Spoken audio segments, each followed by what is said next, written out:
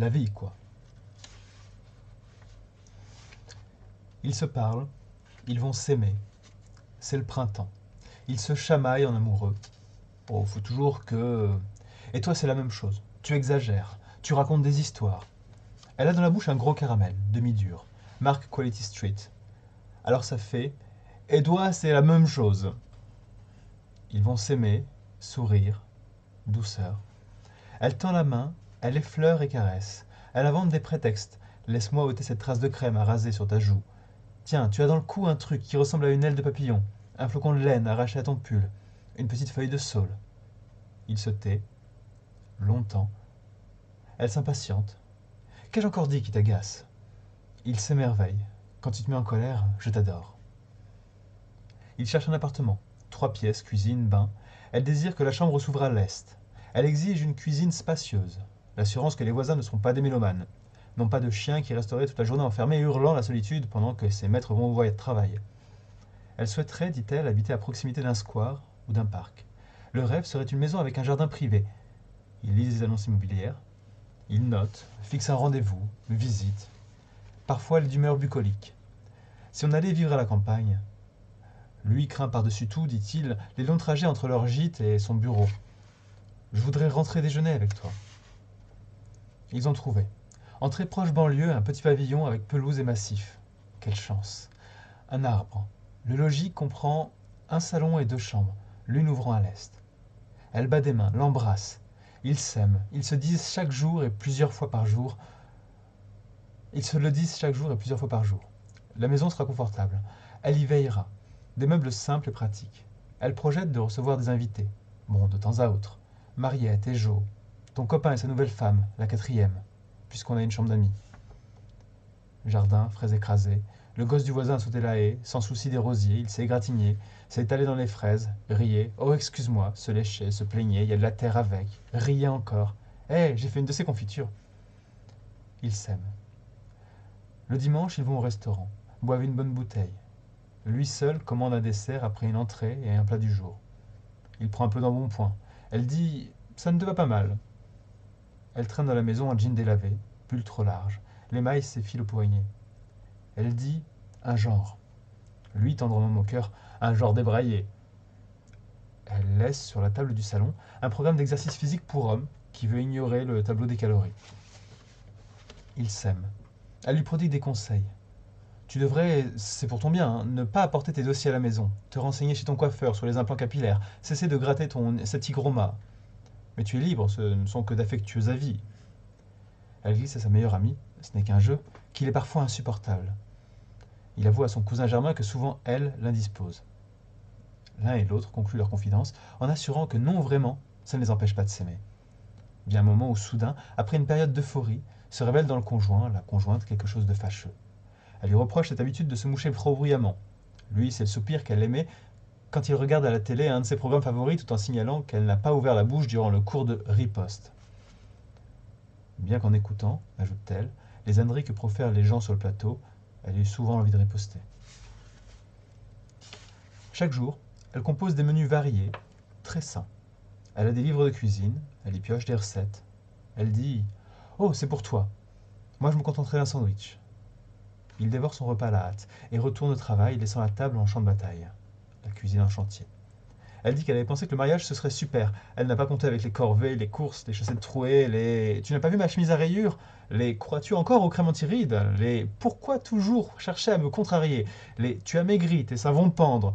Les je n'avais pas remarqué cette robe très fashion. Certes, le rouge rajeunit. Ce n'est pas rouge, mais framboise. Du Shantung. Tomates luisantes qu'on cueille au jardin.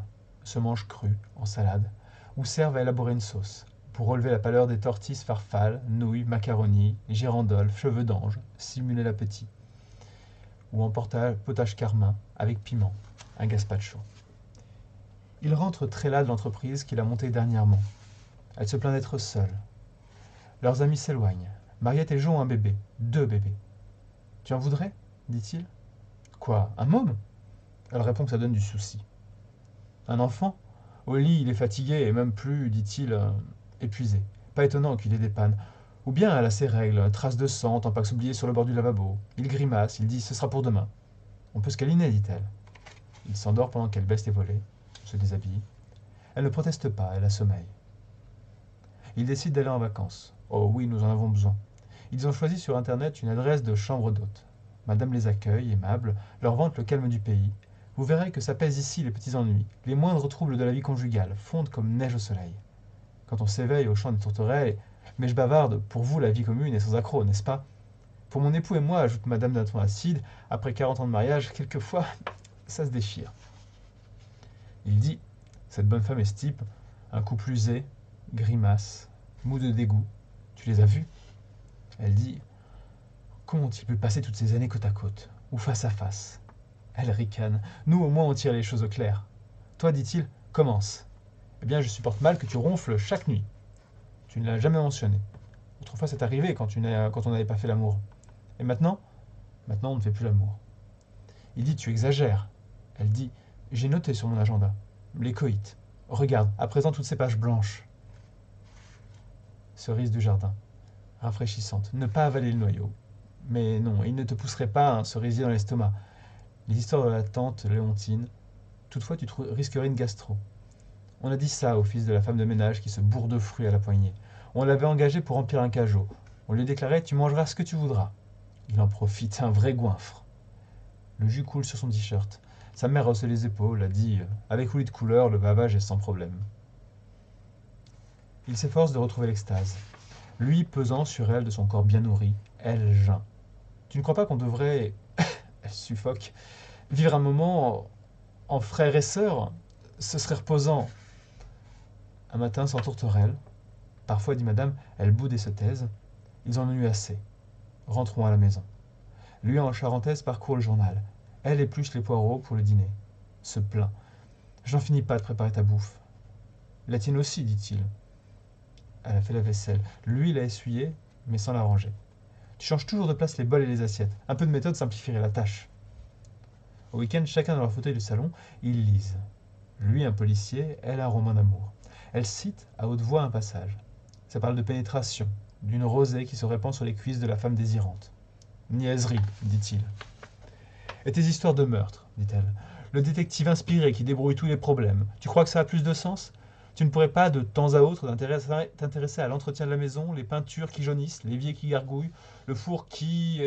Et puis tailler la haie, arroser nos plantations, protéger mes récoltes au lieu de te complaire à résoudre des crimes. Ça serait pour toi profitable d'être au grand air, après la contrainte du bureau. Un de ces jours, je vais t'offrir le manuel du parfait jardinier. Groseille trop mûre. Éclate. En extraire un jus? Trop tard, s'égrène sur le sol. Homme qui foule au pied, mais c'est par mégarde. Femme qui tente de réparer le dommage, ramasse, examine. Ça saigne sur les mains, à jeter au compost, comme les roses fanées. Je suis enfin un patron. N'a pas été sans peine, sûrement pas un jardinier. J'ai tant travaillé pour en arriver là et tu te plains. La colère l'étouffe, il fulmine. Il sort, gagne la cabane aux outils, actionne le verrou, s'enferme.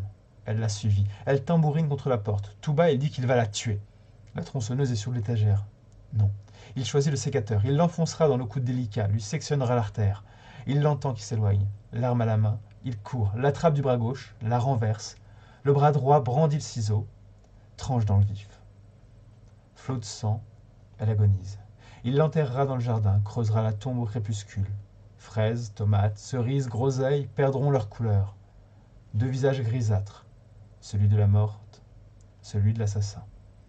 Son bras retombe, il marmonne, cessons de fantasmer. Le sécateur idéal pour couper un bouquet, les roses rouges de la haie. Une épine, il se blesse, simple goutte de sang qu'il aspire des lèvres. Il marche vers la maison, il entre, le bouquet est superbe. Tiens, c'est pour toi. Elle sourit.